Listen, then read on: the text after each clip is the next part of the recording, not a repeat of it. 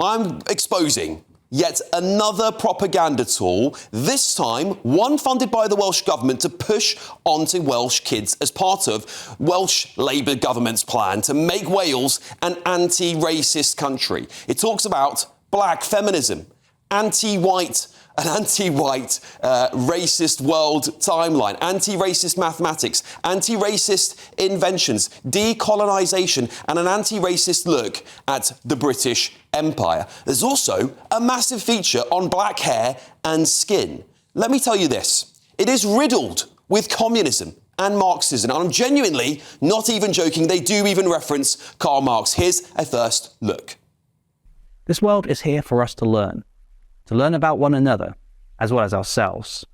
I invite you to explore this world, to listen to the stories, to engage with the histories, to experience the innovative lessons, all of which have been crafted to help us in becoming an anti-racist nation.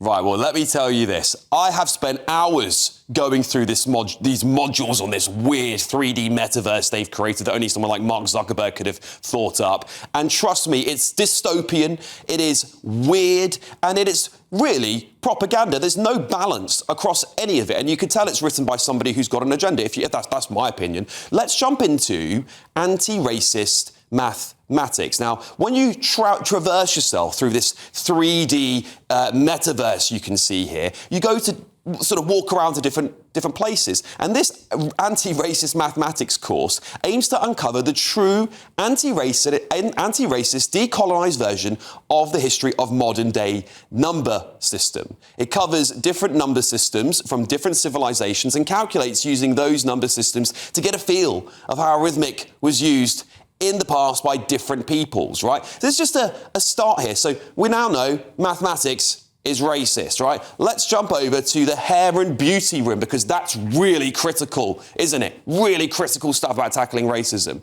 And here, in this next part you're going to see, they describe different types of hair. And it, of course, mostly focuses on black people's hair. I can't stress this enough. This whole part of learning here feels like one of the longest modules. They have on this, at least only it seems, to be talking about black people's hair. I didn't find any other mention in their module about any other race or ethnicity when it came to making beauty anti-racist, which in itself seems, I don't know, a little bit racist, right? They complain that Eurocentric beauty standards have forced black women to straighten their hair, and other such claims are made throughout that module. We've also got modules on African philosophy and how anti-black racism against sub-Saharan African peoples led to many falsehoods about their histories and thoughts like presumptions about that Africans didn't have any philosophy. You can see this is one of the modules here. You can go and learn about that too. And then there's this.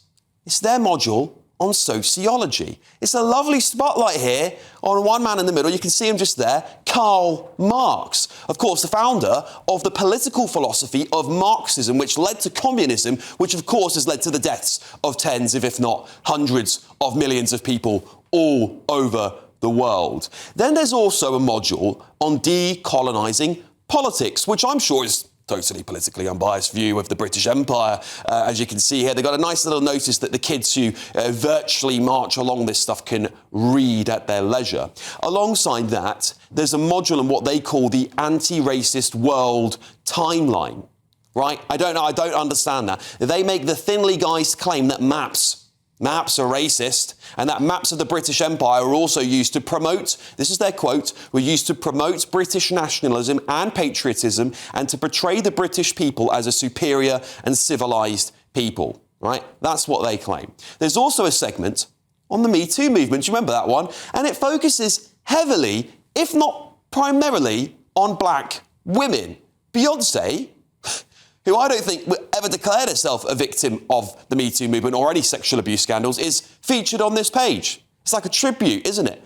And this leads nicely onto the module on black feminism, where your kids will be taught about patriarchy, imperialism, and of course, their favourite topic, white privilege. Your kids can click on those buttons there and learn a bit more. It goes on to make the bold claim that black women actually invented feminism In the module, they say this. As the iconic American feminist Gloria Steinem said, black women invented feminism. And by the end of this module, you will understand why her claim was not hyperbolic. Interesting, that. If you then move around this dystopian world, you'll be greeted by another module teaching you all about racism and white privilege. They say white privilege protects white people from any form of racial discrimination. This does not mean white people don't face hardships, this is their quotes by the way, in their lives. It means they don't face challenges that a non-white person faces on a regular basis. For example, a white person apparently does not have to worry about the colour of a plaster not matching their skin tone, unlike a black person.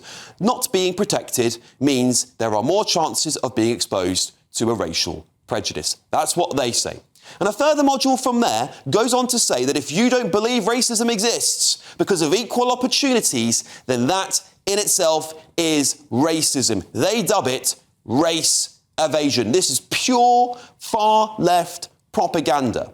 And look, I could spend an hour talking you through this and pulling it all apart, but it really begs one question, doesn't it? Why are our governments spending money on utter rubbish like this, that it's clearly completely biased, seemingly only telling one side of the story, and in this case, it's the story of black African people who have an origin from that background, and it's thinly guised bias around it that simply reads more like propaganda than actual history. To me, this seems exceptionally divisive. There's nothing more important than keeping your money and your identity safe online. And with so many VPN options available, choosing the right one can be pretty daunting.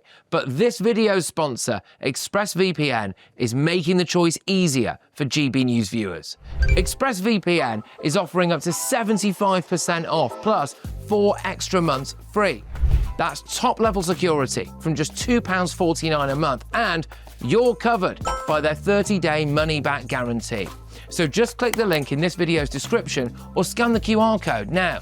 Remember, when you're online, you are often sharing personal data, so hackers can steal your information, your passwords, your photos, and your bank details in just seconds. But ExpressVPN encrypts your connection, making it virtually impossible for hackers to access your personal information.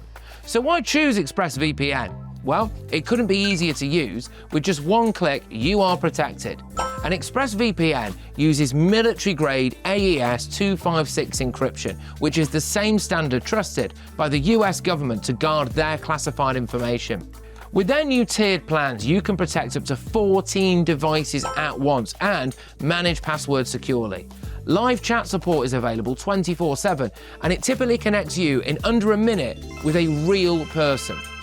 Click the link in this video's description or scan the QR code to get up to 75% off ExpressVPN, plus 4 months extra for free. Start protecting yourself today with ExpressVPN. I've got my panel to go with this through. Broadcaster and journalist Linda Jubilee's here, the businessman and activist Adam Brooks is here, and Lisa McKenzie, academic, journalist, broadcaster, sensation. And sociologist. And sociologist. Well, I'm looking forward to digging into that, Lisa. Thank you. Listen, I didn't even get through the whole thing, right? And I spent quite a long time looking at this today alongside going out into Keir Starmer's constituency, which we will talk about later. Adam, would you want your kids learning about this at school? Absolutely not. I teach my children to be nice, not to be racist, not to target anyone for their skin colour, their religion or social class. I bring my kids up as nice people. They don't need to watch this absolute rubbish. At the end of the day, we've got these woke nutters infiltrating organisations, whether it be councils, schools, universities, government, that seem to think that being white is something to be guilty about. No, it's not. You tell my mum that had to grow up in a 2-bedroom Bethnal Green flat, 7 of them, that they had white privilege.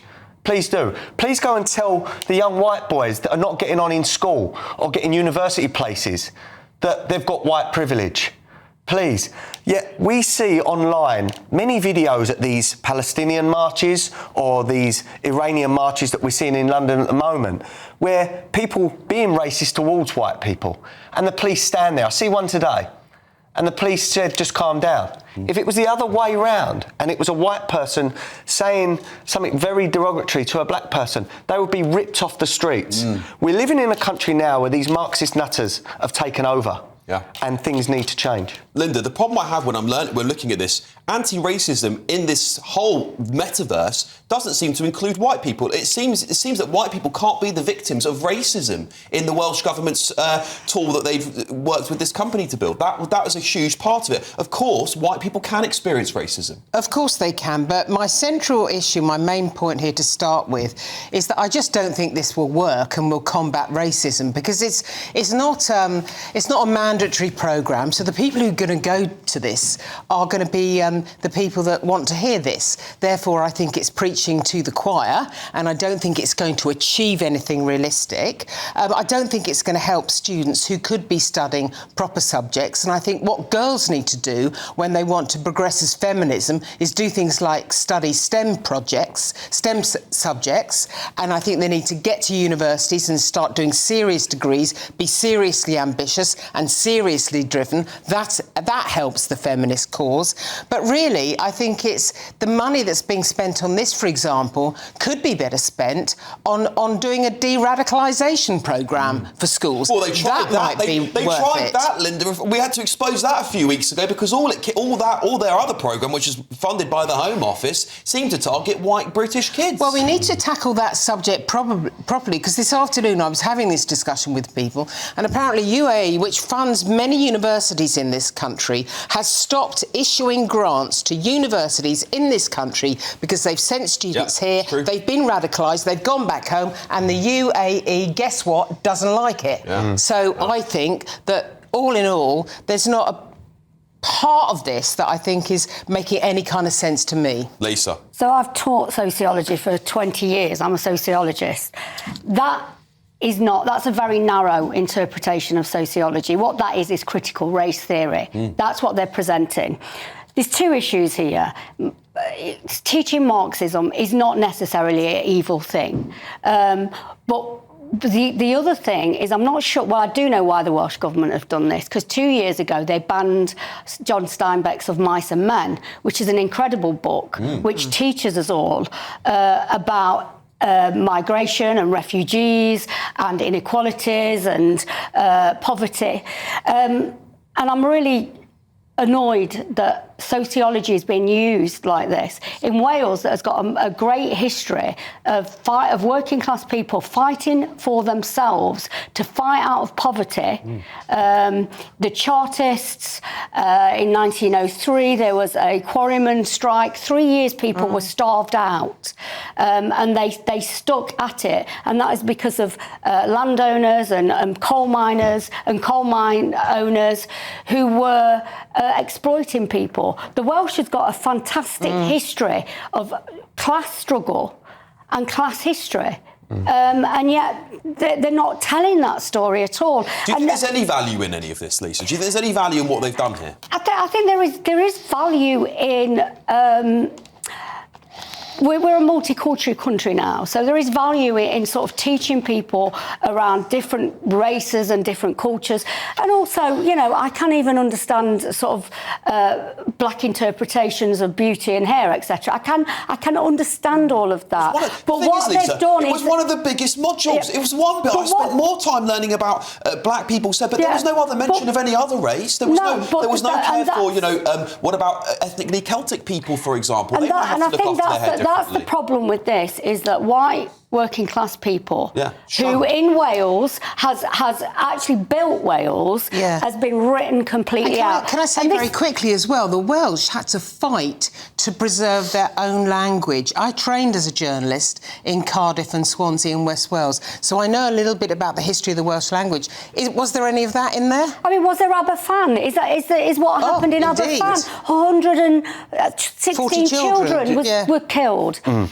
Do you know, Adam, can I ask you a question? Because many people would argue that, raising awareness of white privilege, is helping combat racial inequality. That would be the argument. What would you say about that? Yeah, I think this is causing division. This sort of thing causes division. It gets people's backs up. I'm sitting here pretty angry with all this because Yeah, I am, I'm and in a country where, look, a comedian, a white comedian, if they black their face out, they would be scalded in the media. If a black comedian or an Asian comedian whited up, nothing would be said. So white racism in this country does exist, and it's almost encouraged by these authorities. And look, we've got to remember, white people in the world, we're the minority. I think it's only 10% of the world is white. I bet they don't teach that. It's not, we cannot be ashamed to be white. We're born like this and we've got to embrace it. No to racism, I will never accept racism.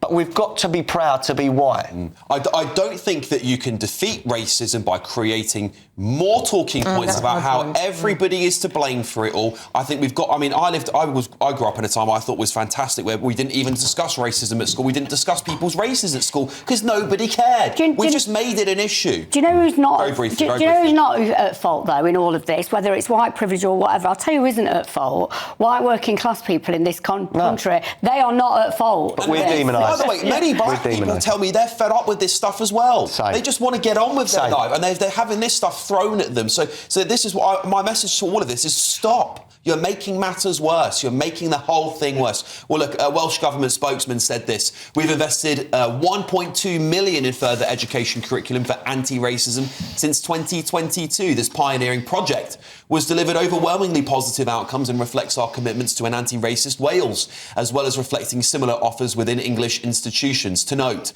this has not been rolled out in schools. It is for FE colleges, further education colleges.